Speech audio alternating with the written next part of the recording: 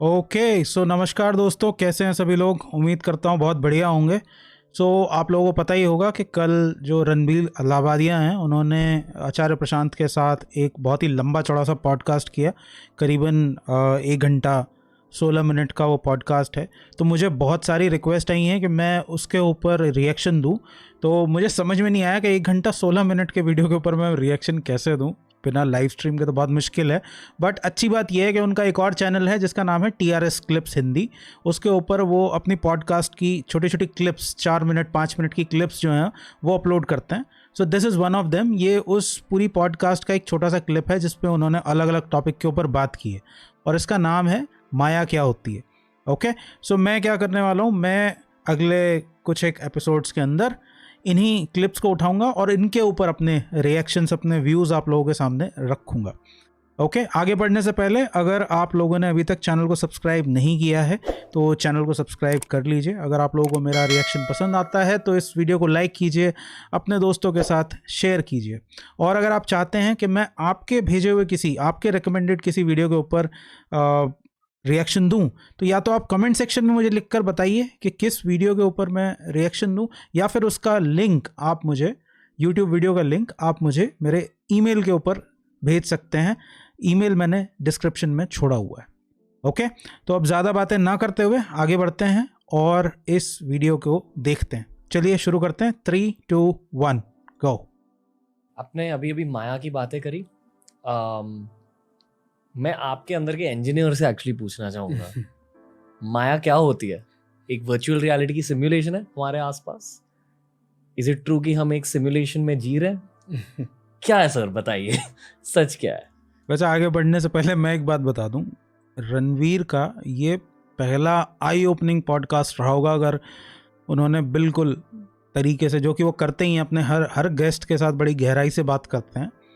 क्योंकि अब तक जितने भी स्पिरिचुअलिटी से रिलेटेड जितने भी पॉडकास्ट हुए हैं उनके ऊपर, उनके चैनल के ऊपर, उसमें से ज़्यादातर लोग उन्हें किसी ना किसी तरह के मेथड को इंट्रोड्यूस कर रहे थे, किसी ना किसी स्पिरिचुअल डायमेंशन की बात कर रहे थे, किसी अदर वर्ल्ड की बात कर रहे थे। ये पहला बंदा आया है, आचार्य प्रशांत जो हैं वो पहले आदमी हैं इनके चैनल के ऊपर आके जिन्होंने उन सब चीज़ों की को तहस नहस कर दिया, बुरे तरीके से हिला कर रख दिया। और वो दिखता है, जब आप पॉडकास्ट देखोगे तो चेहरे पे दिखेगा कि बंदा पूरे तरीके से हिल चुका है, सारी चीज़ों को डिस्ट्रॉय कर दिया। चाहे वो माया का कॉन्सेप्ट हो, चाहे वो एनलाइटनमेंट का कॉन्सेप्ट हो, चाहे वो आइडेंटिटी का कॉन्सेप्ट हो, हर चीज़ के ऊपर उन्होंने एक फ्रेश पॉइंट ऑफ व्यू रखा है। जो सच नहीं है उसको माया कहते हैं। ओके जो सच नहीं है पर सच जैसा लगता है। आपको जिंदगी में धोखे हुए हैं कभी? जी। धोखा होने के बाद साफ साफ लगा हो ना कि पहले जो बात ठीक लग रही थी, सच्ची लग रही थी, वो सच्ची नहीं थी, तभी तो धोखा हुआ ना। इसी को माया कहते हैं। इस क्षण में चीज बिल्कुल वास्तविक, सच्ची, रियल लग रही है और वो है नहीं जैसी वो लग रही है। इसका मतलब ये नहीं कि बाद में भी कभी आपको पता चल जाएगा आवश्यक रूप से कि वो चीज वास्तव में कैसी थी। हो सकता है आपको कभी भी पता न लगे कि वो चीज सचमुच कैसी है या वो चीज वास्तव में है भी कि नहीं, whether that thing even exists। लेकिन उसके नकली चेहरे 100 आपको एक के बाद एक मिलते रहेंगे। असली चेहरा हो सकता है कभी ना मिले, और हो सकता है, मैं कह रहा हूं कि कोई असली चेहरा हो भी ना। तो जो नहीं है उसका असली प्रतीत होना माया कहलाता है, और जो है उसका होते हुए भी न दिखना माया कहलाता है। चीज है, सामने है या अपने भीतर ही है पर पता नहीं चल रही है, उसको माया कहते हैं। तो माया इन दो चीजों को कहते हैं। ओके एक कॉलेज स्टूडेंट जो है पॉडकास्ट सुन रहा है, उसकी लाइफ में माया क्या है? आपके भीतर कामनाएं होंगी, बहुत डिजायर्स होंगी। आप 17, 18, 20 साल के हो, ठीक है, कॉलेज के स्टूडेंट हो, मान लो इंजीनियरिंग के ही, तो बहुत सारी इच्छाएं होती हैं। बंदा ये बनना चाहता है, ये पाना चाहता है, यहाँ पहुँचना चाहता है। वो आपको हकीकत को देखने नहीं देती ठीक से। ये माया है। आपकी आंखों पर पर्दा पड़ जाता है। आंखों पर पर्दा पड़ा है तो जो सामने है प्रत्यक्ष वो भी दिखाई कैसे देगा? इसको ही ये आंखों के पे जो पर्दा पड़ गया है, कौन सा पर्दा है? किसके पर्दे की बात कर रहे हैं? जो सोसाइटी ने कंडीशनिंग कर दी है आपकी, आपको पहले से ही बता दिया है कि लाइफ, एक सक्सेसफुल लाइफ का क्या मतलब होता है, किसी और पर्सपेक्टिव की तरफ आपको देखने नहीं दिया जाता। आपको पहले से ही फिक्स करके बता दिया है कि एक सक्सेसफुल लाइफ का मतलब क्या होता है कि आप अच्छे से पढ़ाई करो, आप एक अच्छी सी नौकरी करो, उसके बाद आप जब एक समय आ जाए सोसाइटी के अकॉर्डिंग तो आप शादी कर लो, बच्चे करो, और एंड में बस ऐसे ही मर जाओ। दिस इज व्हाट माया कहते हैं। पर्दे को हटाते कैसे? ये देख करके कि आपकी डिजायर्स आपकी करंट स्टेट को बदलने का वादा करती हैं, लेकिन वो आपकी करंट स्टेट का ही प्रोजेक्शन होती हैं। और एक और तरीका भी देख सकते हो कि आपकी जो डिज़ायर्स हैं, जैसे आप कह रहे हो कि मेरी डिज़ायर, वो आपकी डिज़ायर है भी नहीं, हो सकता है वो सोसाइटी ने आपके अंदर प्लांट की हो, या किसी मार्केटिंग कैंपेन के थ्रू आपके अंदर प्लांट की गई हो, आपके माइंड में बार बार उसे डाला गया हो सकता है कि जिसे आप अपनी डिज़ायर कह रहे हो वो आपकी डिज़ायर है ही नहीं, वो किसी और के थ्रू आपके अंदर आई है। तो जिस भीतरी बेचैनी से ऊब कर आप एक डिज़ायर करते हो कि मैं कुछ और हो जाऊं, मैं बेहतर बन जाऊं, आपकी डिज़ायर वास्तव में उस बेचैनी को आगे बढ़ाती ही रहेगी, उसको प्रोजेक्ट करेगी, उसको इलोंगेट करेगी, उसको मिटा नहीं पाएगी। और इसका प्रमाण क्या है, सबूत कैसे मिले, कैसे मान लो भाई इस बात को? अपने अतीत में झांक कर देख लीजिए। आपने जो चाहा है वो किस हद तक वास्तव में आपके काम आया है। आप अगर मान लीजिए कह रहे हो कॉलेज का है स्टूडेंट, 20 साल का होगा, तो 5 साल 10 साल की उम्र में भी वो कुछ चाहता था, तब जो चाहता था उस पर आज वो हंसता है।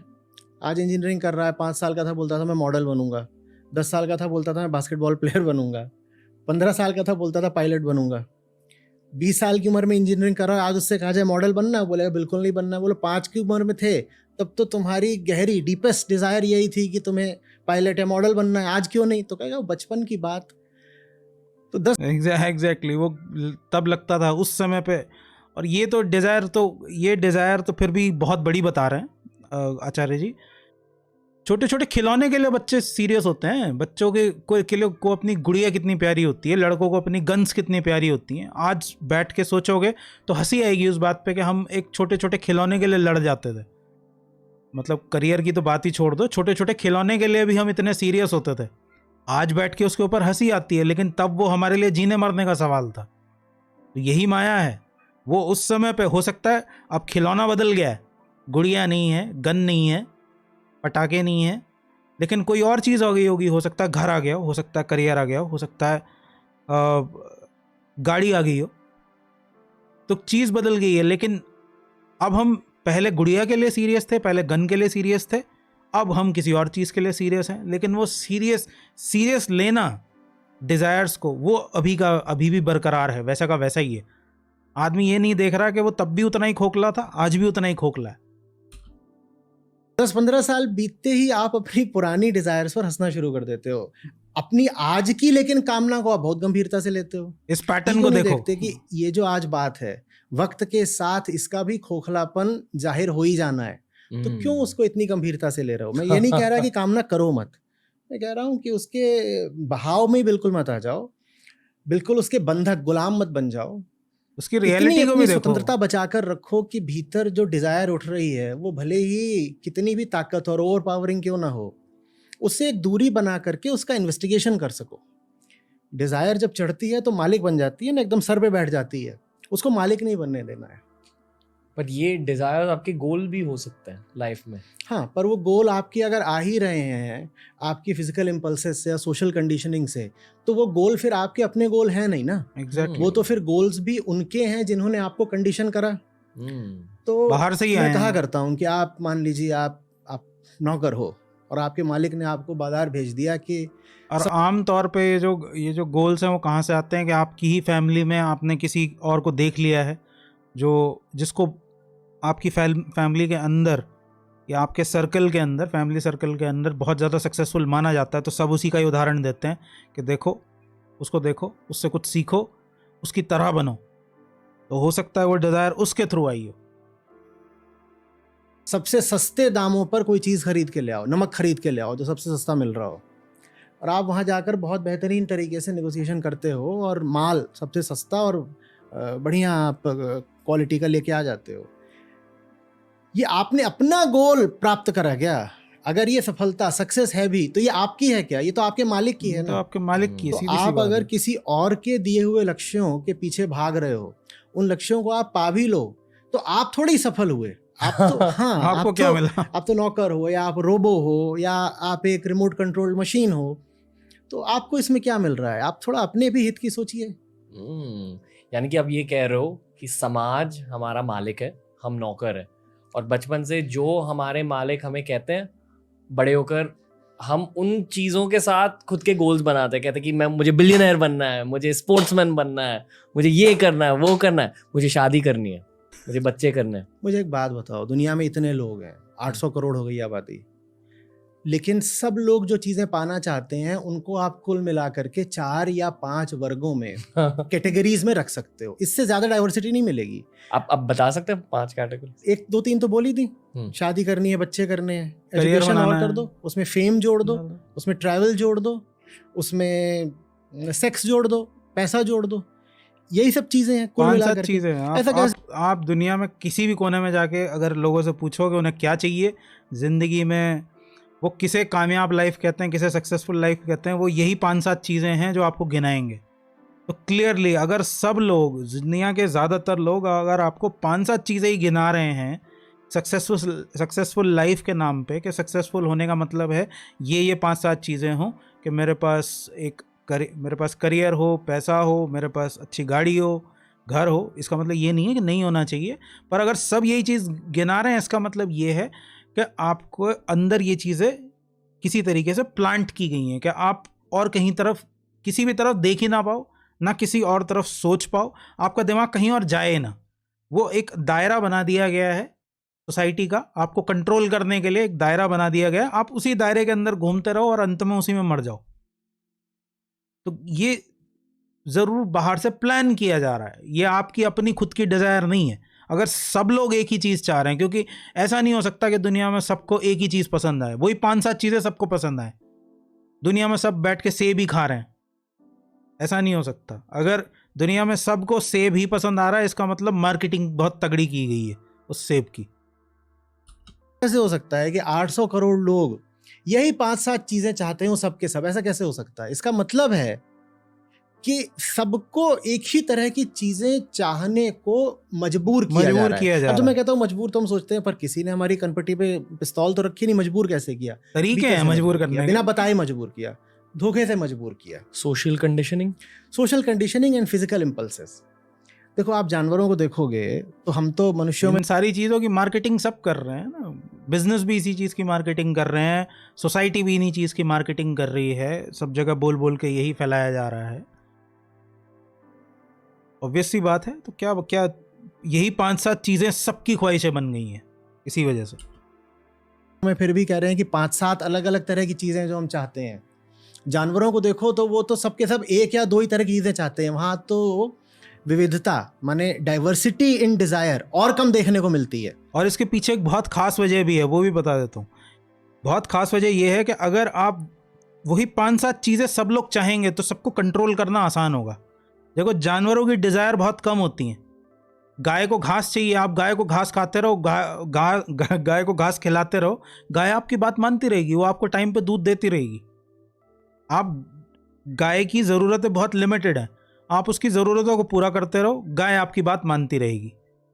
ये सभी जानवरों के केस में है। किसी भी जानवर को पकड़ लो, अगर आप उसकी जानवरों की जो ज़रूरतें हैं वो बहुत लिमिटेड हैं, आप उन्हें उन ज़रूरतों को पूरा करते रहो, जानवर आपकी बात मानते रहेंगे। लेकिन आदमी जो है वो थोड़ा अलग टाइप का जानवर है।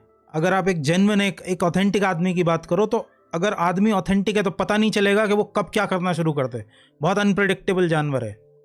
लेकिन अगर किसी तरीके से आप उसकी ज़रूरतों को एक फिक्स पैटर्न में बांध दो और तय कर दो कि यही आदमी होने का मतलब है, ये चीज़ें होना, ऐसी शादी, ऐसे बच्चे, ऐसा करियर, ऐसा घर, ऐसा परिवार और ऐसी गाड़ी, ऐसा घर, तो आपको कंट्रोल करना आसान हो जाएगा, क्योंकि आपकी ज़रूरतों को सीमित दायरे में बांध दिया गया है। आपको इन्हीं चीज़ों से आइडेंटिफाई करना है, तो अब आपको सोशली गुलाम बनाया जा सकता है, आपको कंट्रोल किया जा सकता है, जैसे एक जानवर को कंट्रोल किया जा सकता है। यही वजह है इतनी तगड़ी मार्केटिंग के पीछे। आप शेरों की कितनी प्रजातियों को ले लो, आपको कोई ऐसा शेर नहीं मिलेगा जो कहेगा कि मुझे चांद पे जाना है। कोई ऐसा शेर नहीं मिलेगा जो कहेगा कि मुझे डीप सी डाइविंग करनी है। सारे शेर एक ही दो तरह की बातें बोल रहे होंगे, मुझे हिरण को शेरों की खाना जरूरत है, है, लिमिटेड है, कोई लिमिटेड बोल रहा दुनिया होगा है मुझे उनकी। कुछ और खाना है, और सब बोल रहे होंगे मुझे अपने लिए एक बढ़िया शेरनी चाहिए, सब बोल रहे होंगे कि मुझे जो है अपने इलाके पर वर्चस्व चाहिए, टेरिटोरियल कंट्रोल चाहिए। तो उनमें तो और भी कम होती है diversity and newness, freshness, originality in demand, in desire. ये कंडीशनिंग का लक्षण है। जब दुनिया के सारे शेर एक ही चीज चाह रहे हो तो इससे पता चलता है कि वो सब अपने शरीर के गुलाम अपनी है, बायोलॉजिकल heavily conditioned कंडीशनिंग है, के गुलाम हैं। बॉडी इसी तरीके कंडीशन से है। जब सारे के सारे दुनिया के इंसान भी एक ही तरह की चीज चाह रहे हो तो यही तो पता लगता है ना कि हम सब के सब अपने शरीर के और समाज ने हमें जो शिक्षा दे दिया या प्रभाव डाल दिया उसी गुलाम है बस। टीआरएस क्लिप्स हिंदी के इस ओके, सीधी सी बात यही है, माया का जो मतलब है वो यही है कि जो सच नहीं है लेकिन सच दिखाई देता है, सच होने का आभास कराता है। और अगर आप इस माया के चक्कर से आप छुटकारा पाना चाहते हो तो आपको अपनी सबसे पहले जो आपकी डिज़ायर्स हैं, जो भी आपके अंदर डिज़ायर चल रही हैं, जैसा भी आप अपनी लाइफ को बनाना चाहते हो, आपको देखना पड़ेगा कि ये डिज़ायर मेरी हैं या मेरे अंदर बाहर से प्लांट की गई हैं। ओके, सो 8 मिनट की अराउंड ये क्लिप थी जिसके अंदर हम लोगों ने ये डिस्कस किया, मतलब आचार्य जी ने ये डिस्कस किया कि माया क्या होती है। अब इसी के अंदर और भी क्लिप्स हैं, धीरे धीरे जैसे जैसे आगे बढ़ेंगे मैं उनके ऊपर रिएक्शन दूंगा, उनको भी मैं इसके अंदर ऐड करूंगा। होपफुली हमें जो रणवीर भाई हैं उनकी तरफ से कॉपीराइट क्लेम नहीं आएगा। ओके, तो चलिए अब इस वीडियो को यहीं पर एंड करते हैं। अगर आप लोगों को वीडियो पसंद आई है तो इसे लाइक कीजिए, अपने दोस्तों के साथ शेयर कीजिए, और अगर चैनल को सब्सक्राइब नहीं किया है तो चैनल को सब्सक्राइब कर लीजिए। मैं चलता हूँ, मैं मिलूंगा आप लोगों से अगले वीडियो में। तब तक के लिए thank you so much for watching and I will see you next time. Bye bye.